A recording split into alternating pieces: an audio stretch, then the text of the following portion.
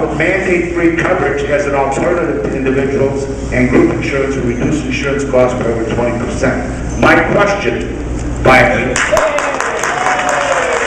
is what can you and Congress do to correct the situation that Obama's got us into? All right, a couple ground rules. I can't stand when politicians filibuster. All the respect in the world, and you put a lot of work into that, and for that I thank you. But we get one more question like that, I'm going to start this. Good question. Thank you. Let's be clear.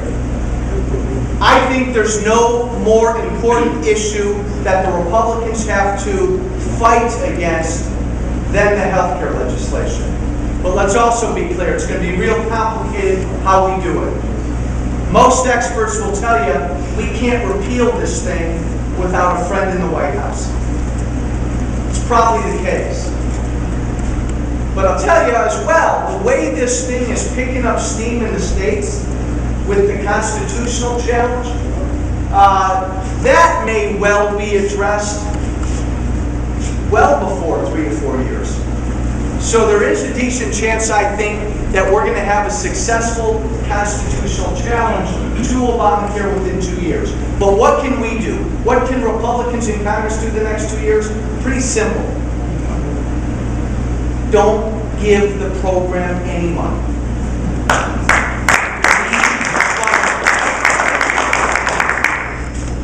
Real important though, respectfully. Republicans, especially when they tend to take charge, and we remember back when they took over Congress in '94, the media isn't our friend always. We tend to get lampooned pretty easily as those big, bad, mean Republicans who want to shut down government. We had better do a real good job this time around of talking to the American people and educating the American people every step of the way. At town halls. At town halls. We could spend 3 hours, I could spend 3 hours with you and tell you in detail every single thing that's wrong with what I believe with Obamacare. I can tell you, and I believe this, that within 7 to 8 years, there won't be private physicians in this country. I can tell you that within 8 to 9 years, I think the private insurance company is gone. And I can also tell you that we can't afford this. But we've got to very systematically, Republicans need to, very clearly talk to the American people these next 2 years, because the administration's going to fight us and the media's going to fight us. We got to have smiles on our faces. We got to educate the American people. Here's why we're doing what we're doing. Questions? Hold on, let's go here.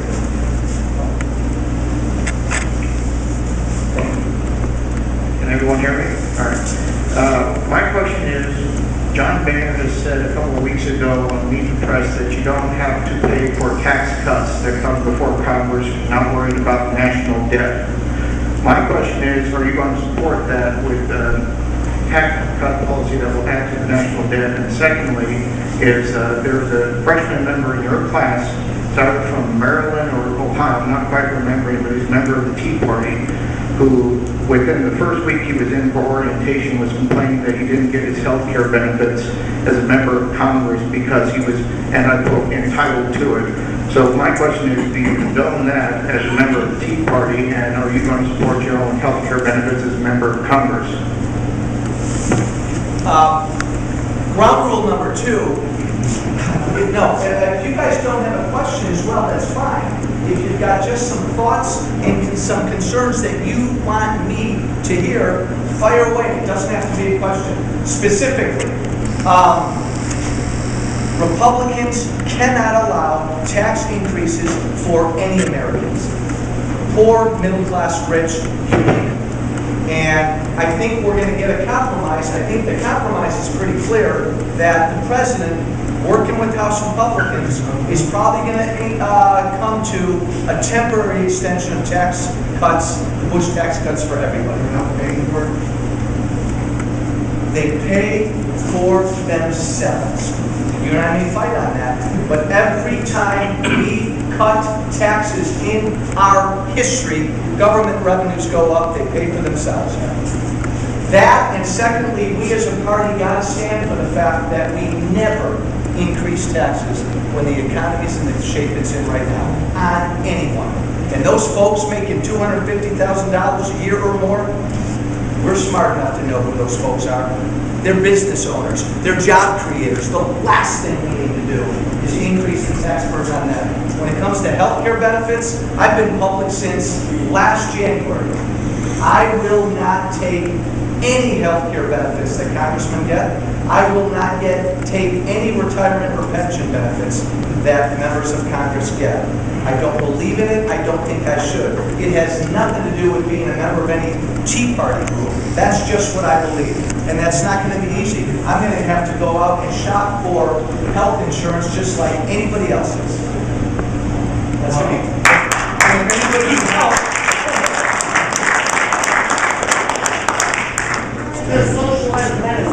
I'll come to you all the way in the back. Would you comment on the Deficit Commission report? Is everybody fairly familiar with the question? No. Former Senator Alan Simpson and Erskine Bowles, the president, appointed the lead of the commission 8 to 9, 10 months ago. They came back with their findings on how to address the deficit and the debt. Here's my big picture take. There is nothing scarier in the world than the debt we're placing on future generations. So I give the commission, they just came out with their findings and their recommendations this past week, a lot of credit in saying that. It's a bipartisan commission, Democrats and Republicans, and everybody's pretty much on record saying this is a tsunami coming at us and we got to do something about it. I give them a lot of credit for doing that. There are some things in the recommendations I like. There's a lot I don't like. I think it's timid. They don't even take on health care. They have to. Tax increases in there, too many I'm not happy with, but yet I like the fact that they say, we got to simplify the tax code. Boy, don't we. Tax on the flat tax. I'm more of a flat tax advocate. So there are some good things. In general, I don't think it's bold enough. They talk, folks, about raising the retirement age, but real baby steps, like raising it to what within the next 70 years. We got to be more aggressive, I believe. You're not going to review that because they don't have the 14 votes to move it forward. Thank you. I agree with you. Well, I'll certainly review it, but we can't act upon it. Yeah, the commission didn't even have enough votes to take their recommendations to Congress. But I think it's an important contribution, folks, to this issue of this deficit and this debt that just continues to grow, and neither party has been willing to do the hard stuff they need to do against it. Question? Joe, I know you're kind of the new guy on the block there, but Boy, is that an understatement. but I'm sure you've got some ideas on these entitlement programs that we're funding right now that can be cut. Can you get some specifics in what you know or don't know as to what can be modified on that? If you're going to dedicate yourself to reading one thing before Christmas, there's a congressman north of us, Paul Ryan. Good guy. Met him for the first time in Washington. He's got something called a roadmap for the future. And in this roadmap, and it's a big old bulky document, but read it before Christmas, he talks about what we need to do when it comes to healthcare and the entitlements to begin to get us on a path. And to me, it's real simple. And I agree with almost everything that Ryan recommends. You take Social Security and you take Medicare. As a country, we need to honor our commitments at a certain age level and above. No questions asked. We need to do some things like raising the retirement age, like raising the caps. We need to do some things to fix the system. But then for folks below that age, that number, and I've seen various numbers, we need to structurally reform Social Security and Medicare, because I'm only 28 years old. I'm 48.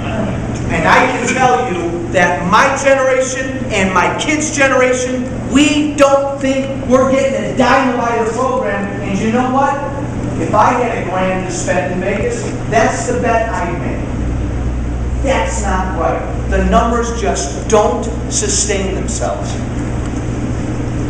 I'm not smart enough yet to know what that reform is, but it's got to involve somehow letting Americans begin to plan and save for their own retirement.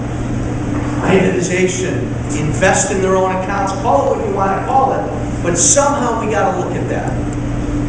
And when it comes to Medicare, here's where I am. Just like when it comes to health care in general, folks, we as a country had better grow up.